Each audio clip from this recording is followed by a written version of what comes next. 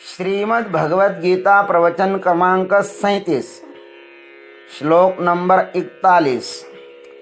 ओम त्र्यंबकं यजामहे सुगंधिं पुष्टिवर्धनम् उर्वारुकमिव बन्धनान् मृत्योर्मुक्षीयमामृतात् चिन्मयं व्याप्य यत्सर्वं त्रैलोक्यं सचराचरम् तत्पदं दर्शितं येन तस्मै श्रीगुरवे नमः।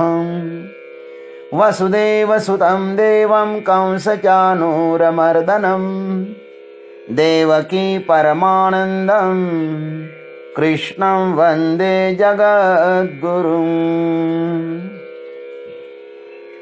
अर्जुन बता रहे हैं कि कुलक्षय होने से कौन कौन से दोष उत्पन्न होते हैं और उन दोषों की परंपरा क्या है। सब कुल में जब पाप फैल जाता है तो उस पाप फैलने से क्या होता है, अब वह बता रहे हैं। अधर्माभिभवात् कृष्ण प्रदुष्यन्ते कुलस्त्रियः स्त्रीषु दुष्टासु वार्ष्णेय जायते वर्णसंकरः। हे कृष्ण, अधर्मः अभिभवात् कुलस्त्रियः प्रदुष्यन्ति। हे श्री कृष्ण, अधर्म की वृद्धि से कुल की स्त्रियां दूषित हो जाती हैं। और हे वार्ष्णेय, स्त्रीषु दुष्टासु वर्ण संकरः जायते। और हे वार्ष्णेय, स्त्रियों के दूषित हो जाने पर वर्ण संकर पैदा होता है। आइए इस पर अब विस्तृत टीका करते हैं। हे कृष्ण, अधर्मः अभिभवात् कुलस्त्रियः प्रदुष्यन्ति। अधर्म की वृद्धि से कुल की स्त्रियां दूषित हो जाती हैं। यहां पर अर्जुन ने भगवान को कृष्ण कहकर संबोधित किया है। कृष्ण का अर्थ है खींचना, आकर्षति इति कृष्ण। अर्जुन धर्म और अधर्म के बीच खड़े हैं। आप हमें किस तरफ खींचेंगे प्रभु, मैं इस प्रतीक्षा में हूं। धर्म की जड़ है स्त्री। इस देश ने स्त्री को बहुत ही आदर प्रदान किया है। स्त्री अनेक रूपों में विभूषित हुई है और स्त्री ही मनुष्य का गौरव है। वह मनुष्य निर्माण की जड़ है। अतः वेदों ने भी इसे सर्वप्रथम मातृदेवो भव, इस देवत्व की पदवी से विभूषित किया है। समस्त कुल का आधार स्तंभ होने से इसको सुरक्षा प्रदान करने में यह देश सदा से अग्रगण्य रहा है। नारियों की पूजा जहाँ पर है वहाँ पर समस्त सद्गुण माने देवता रमन करते हैं। यत्र नार्यस्तु पूज्यन्ते रमन्ते तत्र देवताः। और यह भी कहा, यत्र एतान तु पूज्यन्ते सर्वः तत्र अफला क्रियाः। जहाँ पर स्त्री को आदर नहीं है उस घर में शांति निवास कर नहीं सकती।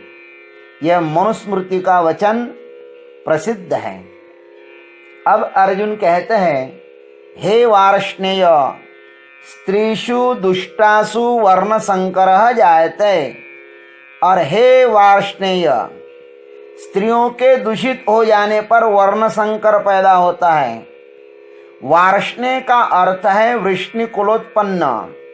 जैसे आपने अपने वृष्णि कुल को विभूषित किया है, वैसे ही हम भी अपने कौरव कुल को विभूषित करें या नष्ट करें, आप ही बताइए।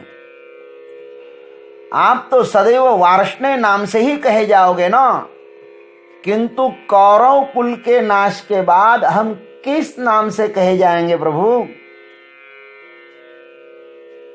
ये आप बताइए। यह स्त्री कुल धर्म की जड़ होने से अधर्म सर्वप्रथम इस स्त्री पर ही प्रहार करता है। इसको दूषित करके कुल की मर्यादाओं को अधर्म नष्ट भ्रष्ट कर देता है। जड़ के पतन से ही यह वृक्ष जमींदोज हो जाएगा। फिर उनसे खिलते हुए फूलों की और रस भरे फलों की अपेक्षा हम नहीं कर सकते।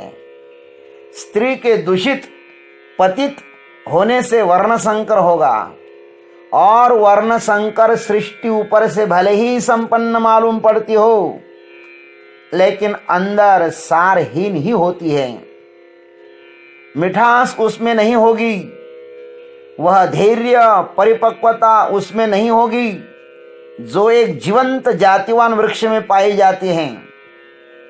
जिस वृक्ष की जड़ जितनी अधिक गहरी हो, वह उतना ही अधिक मजबूत होता है, सशक्त होता है। बाहर का बहुत बड़ा तूफान भी उसे तब गिरा नहीं पाएगा, किंतु निराधार वर्ण संकरित वृक्ष को थोड़ी सी हवा की लहर भी जमींदोज कर सकती है। अतः अपने कुल को वर्ण संकर से बचाना यह हर व्यक्ति का आद्य कर्तव्य बन जाता है। ज्ञानेश्वर महाराज कहते हैं, अंधेरी रात में यदि कहीं पहुंचना हो तो अपने पास दीपक होना ही चाहिए। यदि कोई जलते हुए दीपक को बुझाकर प्रवास करे तो वह सरल मार्ग पर भी ठोकरें खा सकता है। ठीक वैसे ही प्रत्येक कुल की अपनी परंपरा होती है। वह किसी एक ऋषि महात्मा से जुड़ी हुई होती है।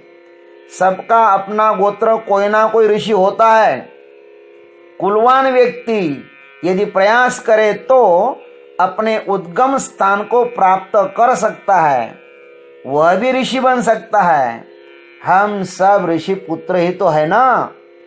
गंगा का उद्गम स्थान जो गंगोत्री है, उसका पानी गंगा सागर को ही मिलता है, और गोमुख से लेकर गंगा सागर तक की पानी का स्वाद भी एक जैसा ही होता है। गंगा सागर का जल भी गंगोत्री की ही खबर देता है। वर्ण संकर का अर्थ है एक डबरा जो सड़ने की 100% संभावना रखता है। कुलधर्म नष्ट होने के बाद वर्ण संकर होगा। छोटे छोटे डबरे पैदा होंगे और उन पर साम्राज्य होगा भय का, स्वार्थ का। यही तो अधर्म का, पाप का लक्षण है प्रभु। ज्ञानेश्वर महाराज कहते हैं, जैसे चौराहे पर रखा हुआ भक्ष्य देखकर उस पर कौवे टूट पड़ते हैं उसे खाने के लिए, वैसे ही वर्ण संकरित व्यक्ति जो अलग थलग पड़ा हुआ है उसे भय, स्वार्थ, निर्बलता रूप महापाप ग्रस्त लेता है। और तब इस प्रकार का व्यक्ति अपनी परम धाम परमात्मा की यात्रा करने में सर्वथैव असमर्थ ही होता है, जो कि इस मनुष्य योनि में संभव है। मनुष्य ही इस परम यात्रा पर निकल सकता है। अन्य पशु आदि योनि में यह असंभव ही है।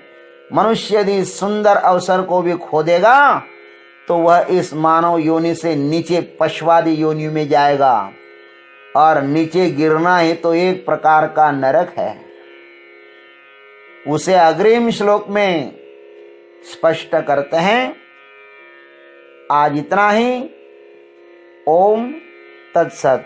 जय गुरुदेव, जय जगदीश।